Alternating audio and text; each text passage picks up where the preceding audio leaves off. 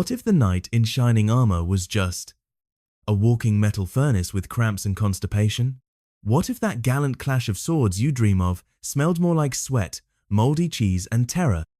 Stick around because everything Hollywood taught you about medieval battles, it's about to get slaughtered. We're diving straight into the dirty, bone-snapping, ironclad chaos of war in Old Britannia. This isn't the world of brave knights and honor-soaked duels. This is trench foot, body lice, and armor so heavy you'd swear it was trying to kill you before the enemy got the chance. If you're ready to peel back the polished fantasy and stare into the raw face of medieval warfare, follow or subscribe the channel. Now, forget those ballads of Sir Gallants charging under fluttering banners. Picture instead a battered grunt named Erwin Clatch, a man whose armor smells like a wet sheep had a panic attack inside it. His gear?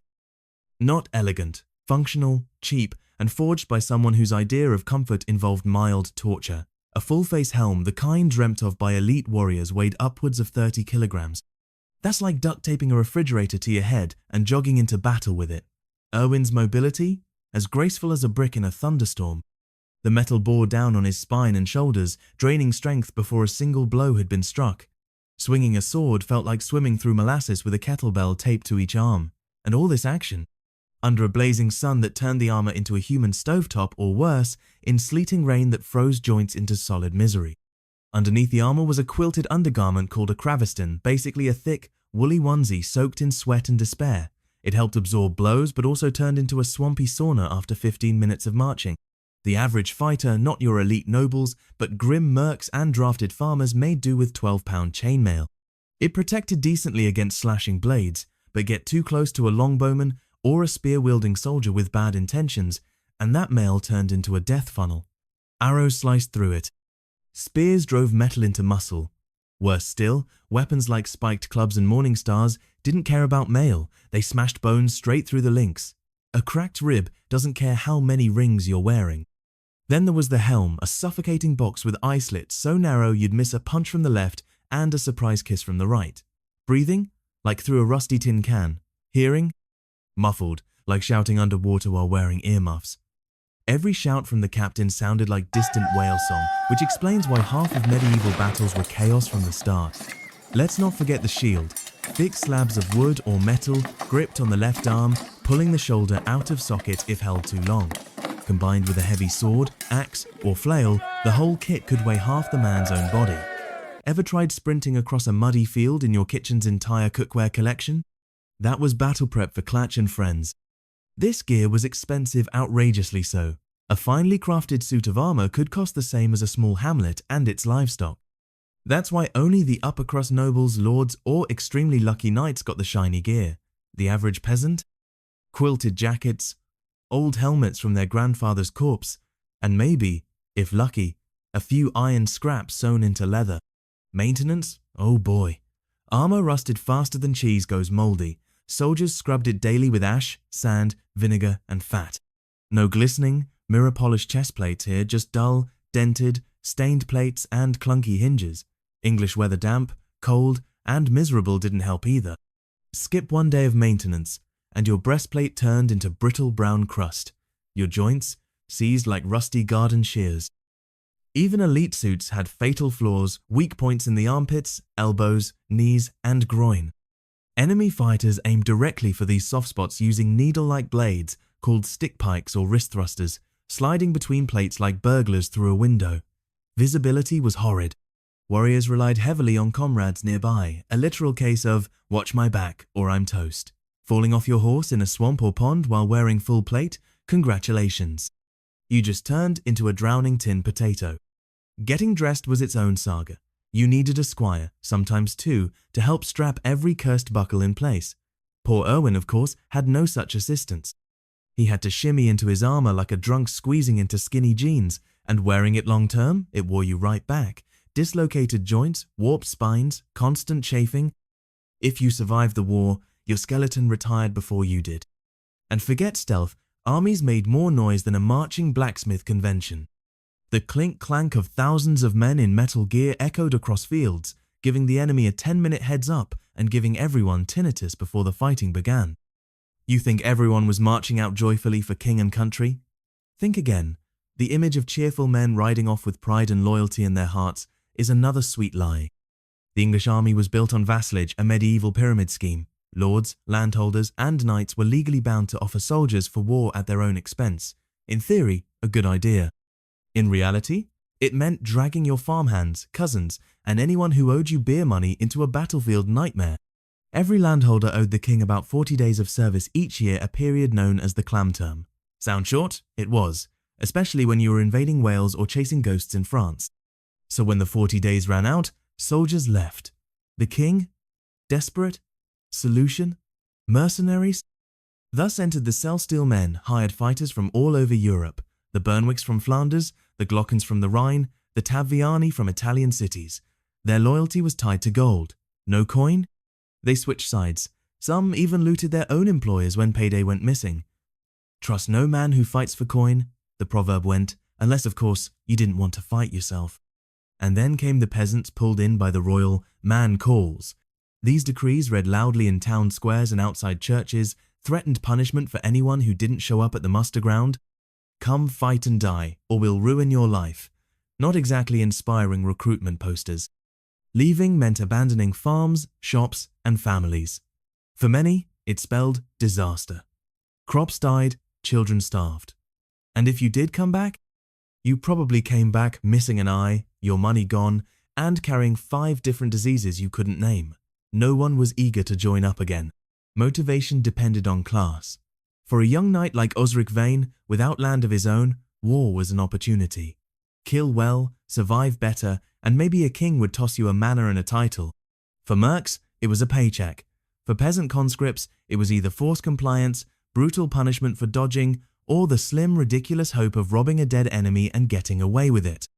Wars were fought over the pride and profits of noblemen, but it was the bakers, cobblers, and shepherds who bled for it. And don't worry, we haven't even gotten to the battlefield horrors yet. That, my friend, comes next. Despite all the glorious banners and trumpets, let's be honest, nobody was exactly dying to die for Lord Edric's royal tantrum over a muddy plot in Normandy.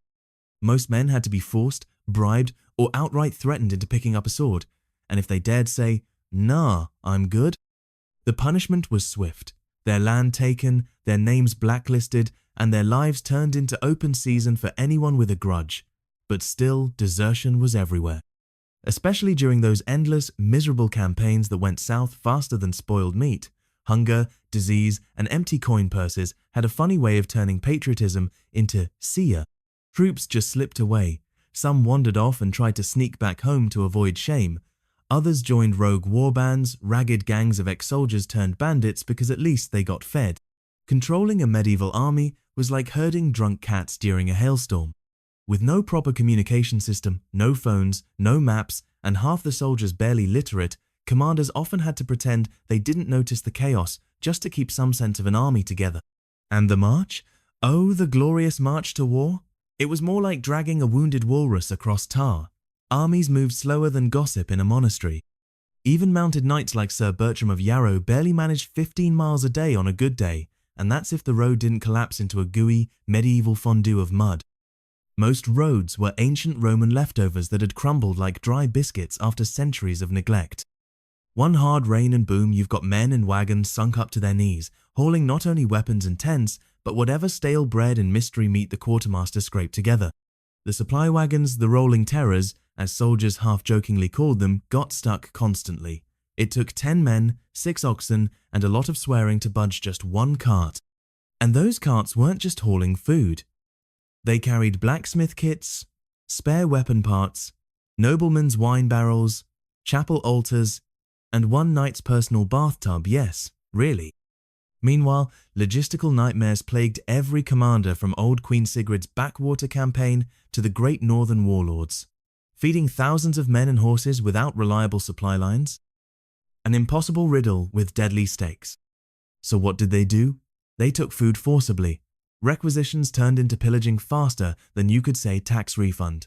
Even friendly villagers got looted blind, which sparked hatred, riots, and angry pitchfork mobs from folks who were just trying to get through winter. Hunger was every soldier's annoying shadow. Many munched on unripe berries, bitter roots, and brace-yourself roadkill. This gourmet diet left them doubled over with cramps and, let's call it, explosive regret. But worse than the growling stomach was the March Plague, the silent killer in every army camp. Picture this: 10,000 unwashed humans and horses squashed into a soggy meadow. No toilets, no drainage. Everyone drinking from the same muddy river they bathed in. And worse. It was a bacterial theme park. Dysentery, nicknamed Devil's Splash, tore through tents like wildfire. Typhus, aka the fever of the forgotten, made men scream nonsense before collapsing. Scurvy shriveled gums and made teeth pop out like rotten apples. Diets consisted of bread, dried beef, and prayer. If your vitamin C intake was anything above 0, you were practically nobility. No one knew how sickness worked. They blamed foul air, full moons, or sinful thoughts. The result? Army camps turned into graveyards before a single sword was drawn. Sometimes more soldiers died from the sniffles than from enemy spears.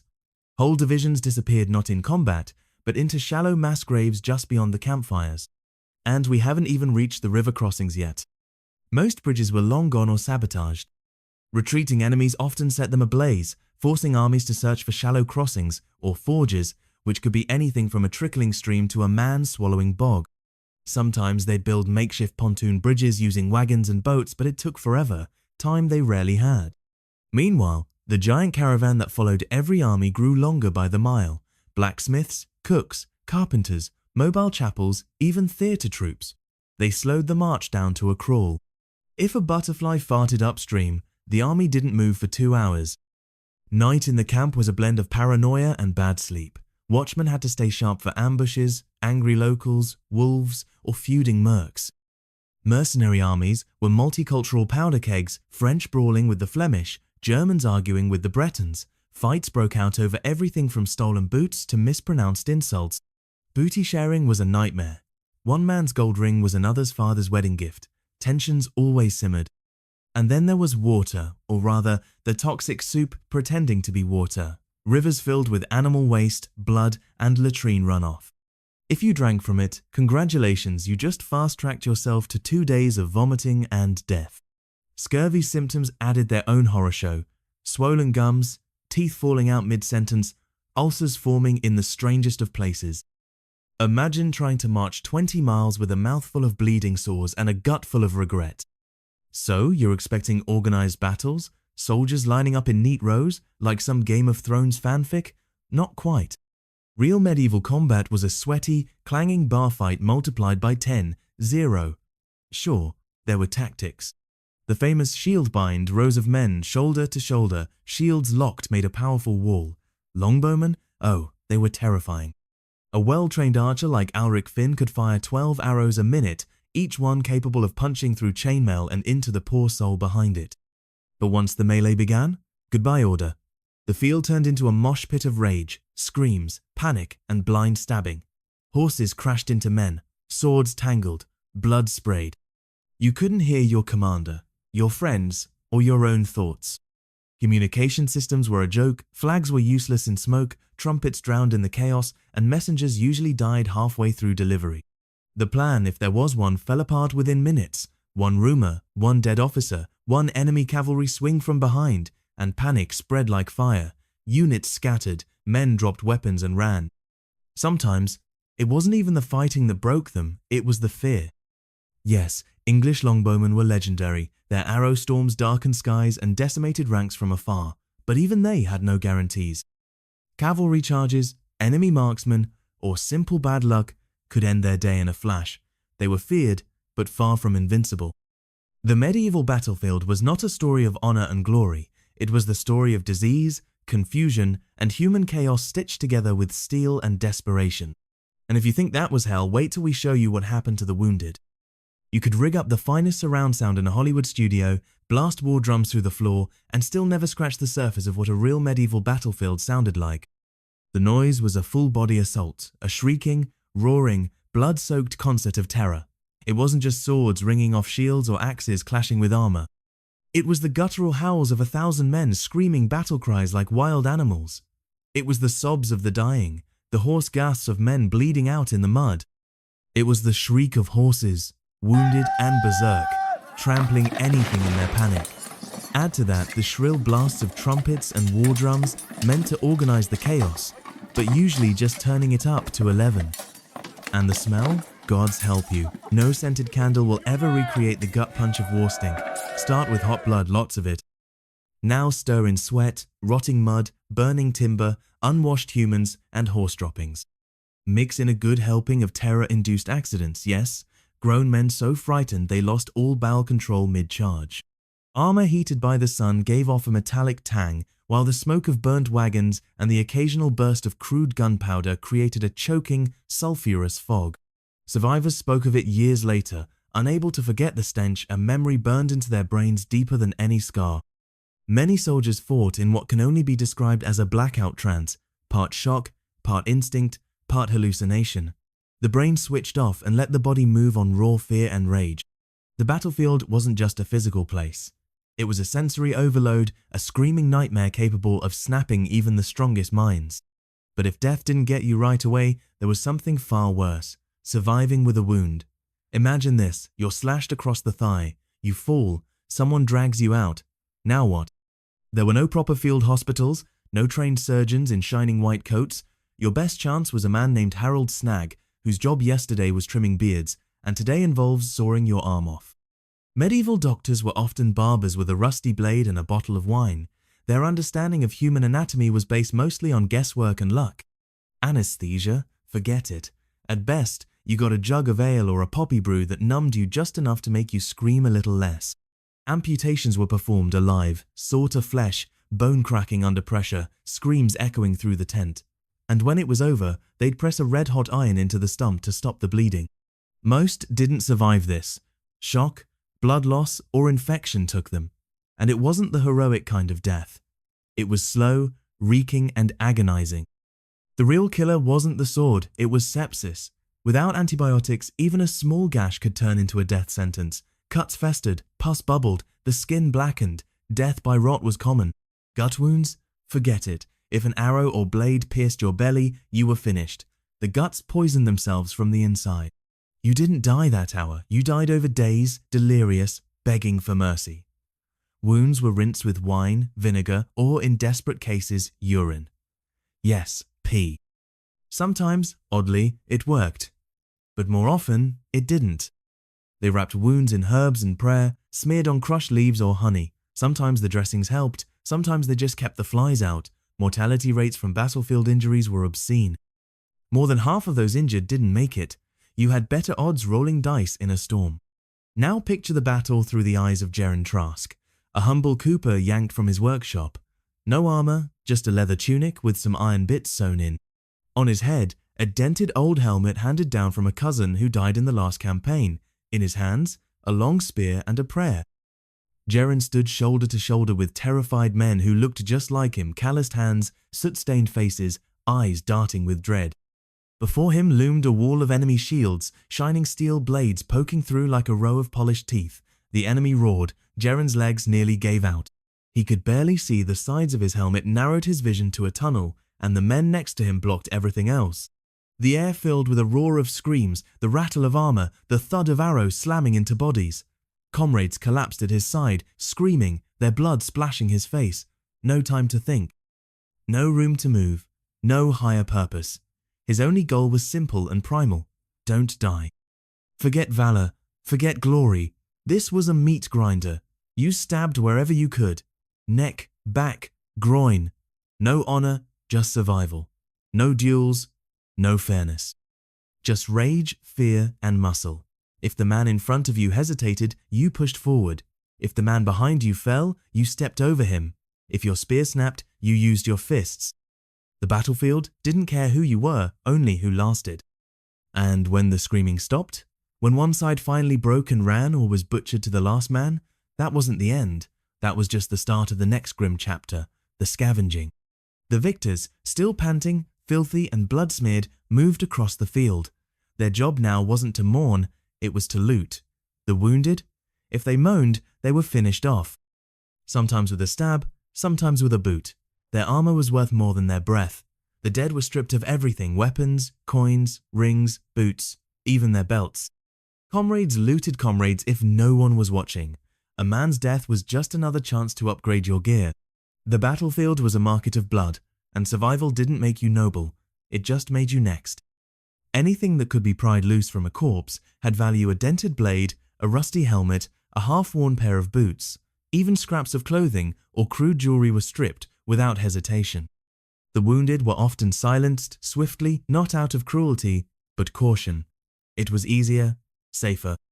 Mercy wasn't a luxury you could afford when a dying man might still have the strength to shove a dagger into your spine. Looting wasn't just greed, it was compensation. Soldiers replenished their broken gear, paid off debts, or just clung to something for resale. The battlefield became a market of the dead. But the fate of captured enemies wasn't uniform, it all came down to status. Capturing a nobleman like Sir Ruin of Oldmere or Baron Kettler could be a jackpot. These highborn prisoners were treated surprisingly well, if not comfortably, then at least alive, as their families negotiated ransom deals that could run higher than a manor's annual yield. For a lucky captor, holding a titled hostage was like winning a blood-soaked lottery. Not so for the lowborn. Grunts and levy men? Their value was minimal. If they were wounded, they were usually finished off. If not, they might be stripped of all possessions and sent away. Slavery was rare in England, though not unheard of. Some were shackled and sold in secret. Others simply vanished into the wind. Most were left where they fell. Mass burials were haphazard, if done at all. Shallow graves were dug in haste if there were shovels and energy left to dig them. Otherwise, the field stayed a graveyard, picked clean by scavengers, both human and animal. Wolves, crows, and feral dogs made short work of the rest. And while the world fixates on the gore and glory, we often overlook the slow, quiet destruction happening inside the survivors. The soul doesn't escape a battlefield unscathed. Back then, no one spoke of shell shock or PTSD, but its shadow haunted thousands. The nightmares, the sleepless nights, the sudden bursts of rage or dissociation, the dead stare of a man whose mind still wandered through a battlefield long after the blood had dried, all of it was real. And in a world that barely understood sickness of the body, sickness of the soul was a mystery wrapped in silence. How did they cope? Some turned to faith, confessing their sins by candlelight, donating to abbeys, or walking barefoot on pilgrimages to holy sites. Others turned to superstition charms, rituals, desperate prayers to banish the ghosts of war. Some drowned the memories in mead, dice games, or brothel coin. A few found peace in work if they were lucky enough to return whole. But for many, the scars never healed. They became the haunted ones. Tales are still told in backwoods villages of old soldiers who muttered to themselves, wept at shadows, or lashed out at invisible enemies. These weren't just war stories, they were the unspoken reality of what it cost to survive. And the suffering didn't end when the swords were sheathed. Wars often dragged on into winter, into the time of biting winds, frozen fingers, and empty stomachs. When campaigns refused to pause for snow, the real battle was with nature. Winter turned soldiers into husks. Frostbite gnawed away fingers and toes. Wet clothes froze solid. Sleeping meant risking death. Tents were thin as parchment. Dugouts collapsed. There was never enough firewood. And what little warmth you could steal often came with the bitter scent of smoke and the groan of rotting timber. Men collapsed from exhaustion, unable to move, barely able to breathe. Food vanished. Horses died first, then dogs, then rats. In the most horrifying chapters of siege warfare, starving defenders turned on one another. There are records terrible, whispered records of cannibalism behind fortress walls, of families trading flesh for survival, of commanders who knew no matter how many swords they had, they'd still lose to snow and silence. No general could outwit hunger and frost forever. Entire armies retreated not from battle, but from the wind. Frost was the quiet killer never seen, always felt. And in many campaigns, it won more victories than any blade or bow. The greatest enemy wasn't always another man, it was the world itself. So now, you've seen it, the truth behind the fantasy. The pretty gloss of cinema strips medieval war, down to a polished armor set and a heroic final charge. But peel back that illusion, and what you find is pain. Chaos, hunger, disease, desperation. Men trapped inside metal coffins, swinging weapons out of instinct and fear. Not every enemy was armed, some were invisible, some lived inside your own mind. Understanding the grit behind the myth doesn't ruin history, it reveals it. It shows us the full cost paid by our ancestors, in blood and bone and sanity, just to survive another day in a world that showed no mercy. Their courage wasn't just in fighting, it was in enduring. This was a time where only the strongest endured, and sometimes only the lucky. If this journey through the darkest side of the Middle Ages shook you, if it stirred something real, follow or subscribe the channel. Because this is just the beginning. There's far more left behind the armor.